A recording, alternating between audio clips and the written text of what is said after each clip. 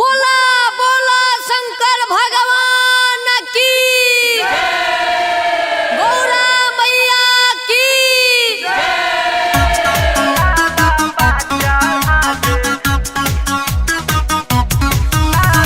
Music बाला विकास शर्मा।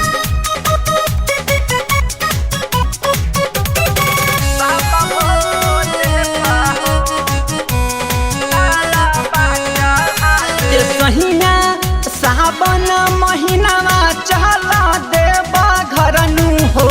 ए सहिया सावन महीनावा चला देवा घरनु हो। चहला जला बा चढ़ा दे बाबा भोले पाहो। चहला जला बा चढ़ा दे बाबा भोले पाहो। ए सहिया सावन महीनावा चला देवा घरनु हो। ए सहिया सावन महीनावा चला देवा घरनु हो।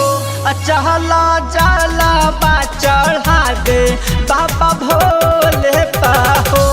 चहला जला बा चढ़ा दे बाबा भोले पाहो।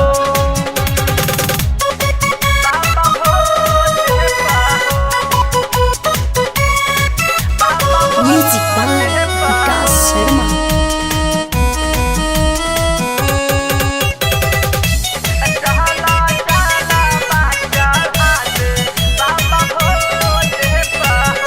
जाइना बाजार गेरुआ रंग के साड़ी लाई। कली ही तैयारी चला अजबे गाड़ी धोली। अरे चली ना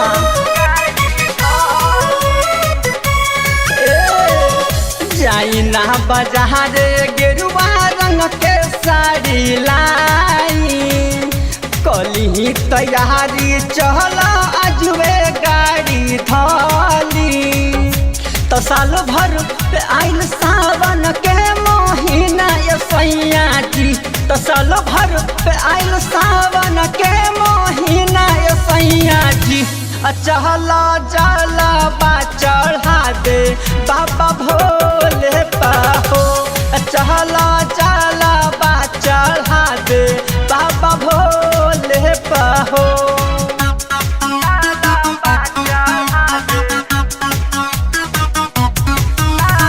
म्यूजिक बाला विकास शर्मा।